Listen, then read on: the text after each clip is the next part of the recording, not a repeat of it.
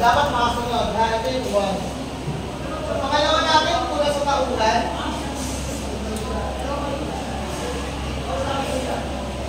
So, pula sa tauhan, elemental kayo, sino ang tauhan sa kwento? Si Pagong at si Maching. High school. Sino si Maria Clara? Si Maria Clara ang umiibig kay Crisostomo Ibarra. Tama? Sa college, hindi gano'n. Puna sa tauhan. Kailangan nyo tingnan kung ano yung tama at mali at karakteristik ng tauhan. Sir, paano pag walang tauhan? Narrations lang. Ang pupunayin nyo mismo, yung mismo nagnanarrate sa kwento. Ano yung mga yon? Yung libro, Aba Nakakabasa ng Palako, yung libro, Alamat ng Gubat, meron din puro narrations lang. Stainless lang ganisa, walang tauhan. Yung writer lang mismo nagsasalita. So, yun yung pupunayin nyo sa kanya. May mga tauhan naman na may character lang. Hindi nyo sila ipapakilala. At lalong-lalong hindi kayo kukuha sa Google. Dahil sa katamaran ng estudyante, Google yung mga to. At maglalabasan ko lang iba't ibang uri ng book review ginawa nila sa akin.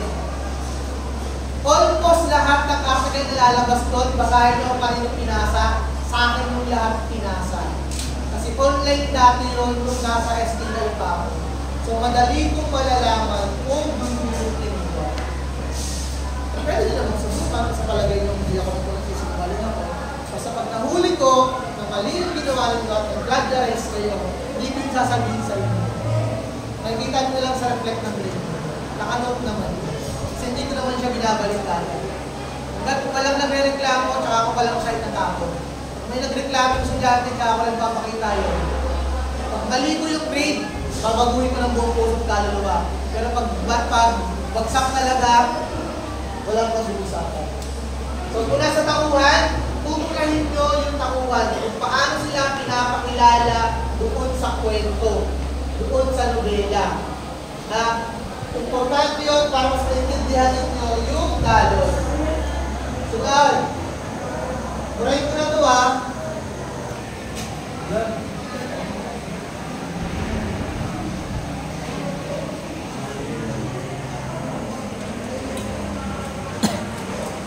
Di sa panlipunan.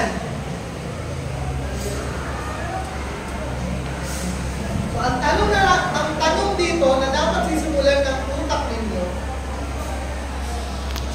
bakit ito simulat ng manulat?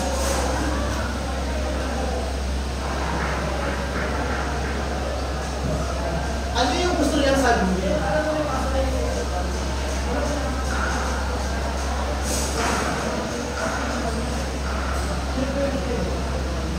So, ito yung tanong kung saan kayo magbubukas sa konsepto sa utak ninyo. Pag natapos nyo siyang basahin, tanong nyo sarili nyo, bakit nakakos sinulat? Ano kaya yung gusto sabihin sa mga mga rito? Yun yung kailangan ninyo maintindihan. Kasi doon papasok, pag nag-defense kayo sa akin, kailangan masagot ito ng maayos.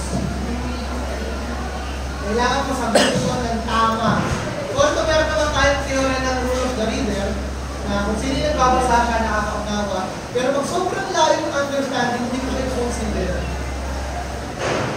Kasi ibig sabihin nun, hindi mo nabasa o hindi mo naintindihan yung pinakasinasabi ng hindi nabasa. So, importante yan na. So, pang-apat, una sa lipunan. Sa una sa lipunan, pupunahin ninyo kung anong klase ng lipunan meron sila. Mahirap ba? Magulo? Mayaman? Bla bla bla. Papaliwanag nyo lang, siyempre lagi meron pangalaman.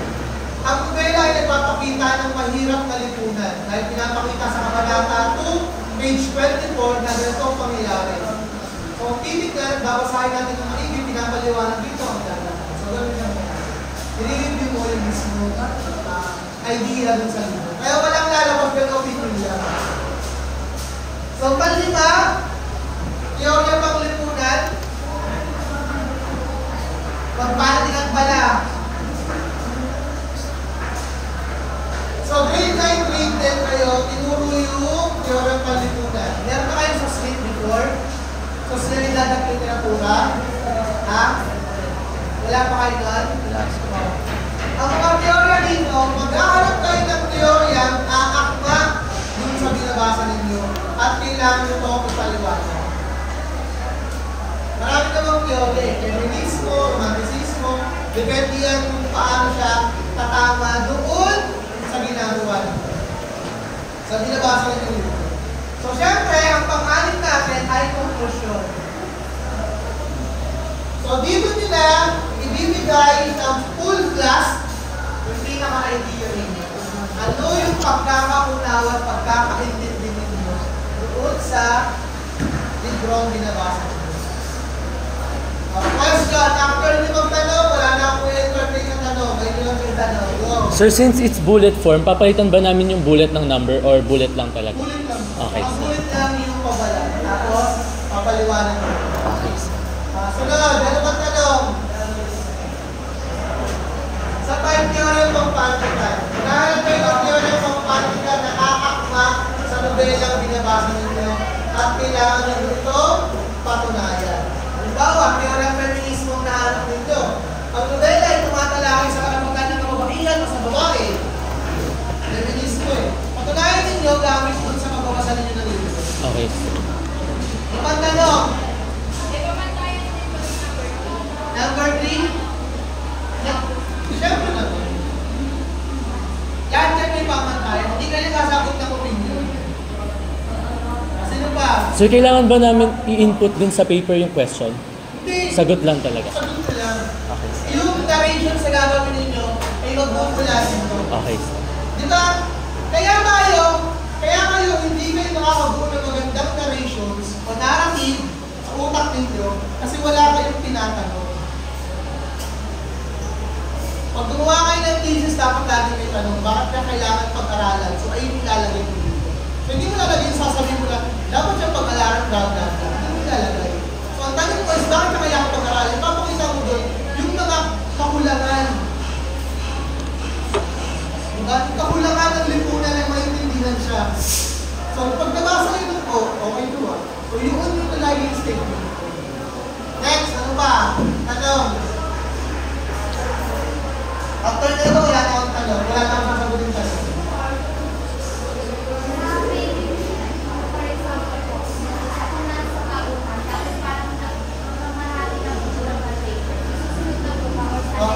Hindi siya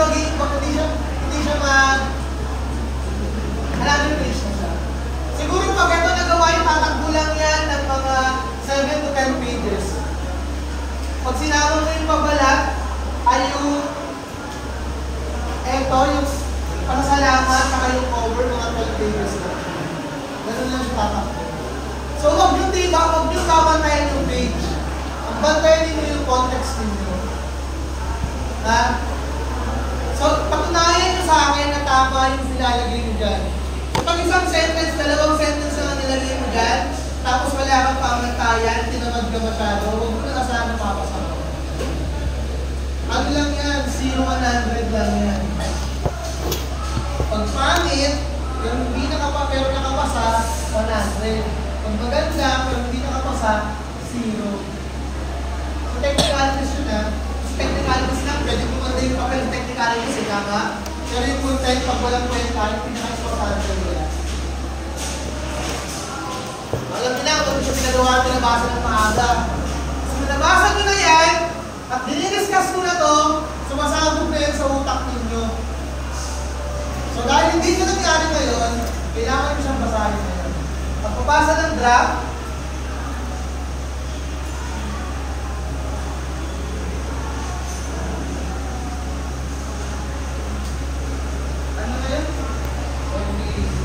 One.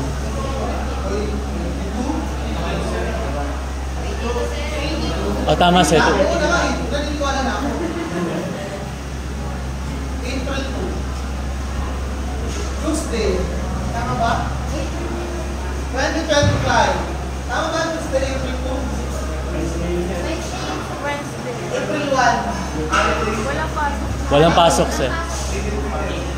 Ramadan. Proclamation.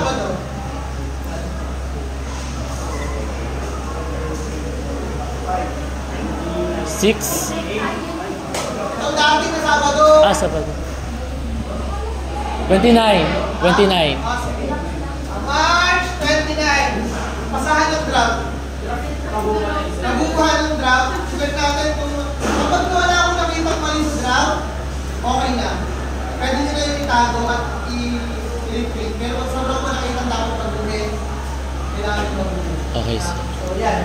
March 29, 2025 hanggang siguro mal-late ako, no? Ang deadline natin hanggang 8 a.m. So, after that, no, tatagal na to. Sir, sa concept paper, sir, ganun din po yung Yes! Technical resource ng measure. Sir, sabi mo totoo. Pero yung pabala, hindi ganun na iba. Technical ano yun? Sir, yung sa introduction, yung paano mag-construct ng proper Ito muna. Okay, sir. Mahaba pa naman ang panahon midterm pa lang. Okay, sir. So, kailangan natin yan. Kailangan nyo na yan tapusin. So, Okay. ang deadline yan is probably mga April 5. April 5 ang deadline. Deadline ng book review. Final. So, kapag hindi na kayo nakapag-basa ng draft, ang sunod din ng basa ay Final. April 5. So, April 5, kung mali na yung gawa ninyo, wala na akong magagawa. So, kung na-check ko yung papel ninyo ng 29, syempre maaayos mo yun. Kasi sasabihin ko mismo sa'yo kung ano yung dapat mong gawin. Ngayon, kapag hindi mo yung nagawa, pagpasa mo ng April 5 at basura yung ginawa mo, magkalap ka na ng next subject teacher mo for next semester. Kailangan mo ito, may concept paper pa. Kaya ka. Ha? Ayan, mag-check ako ngayon ng mga title ninyo. Yung article review ninyo, sige na. Ang bait ko ngayon, so wala ko na sa inyo yung ginagawin nyo. Okay na yun. Ang kailangan nyo lang gawin ay yung concept paper ninyo tsaka book review. Article review, wag na. Ito kasi, nahihira ako sa mga classmate ninyo nagbabasa ng topic lang nila yung binabasa nila eh. Ayaw nila basahin yung book article eh. Dapat hindi ko na sinasabi na basahin nyo yun eh. Yung kung nag-aral kayo sa isang malaking skulahan, pag ganyan-ganyan pala, tatanggalin kayo ng school. Tapos kapag graduate kayo, ganyan ang ideyahan.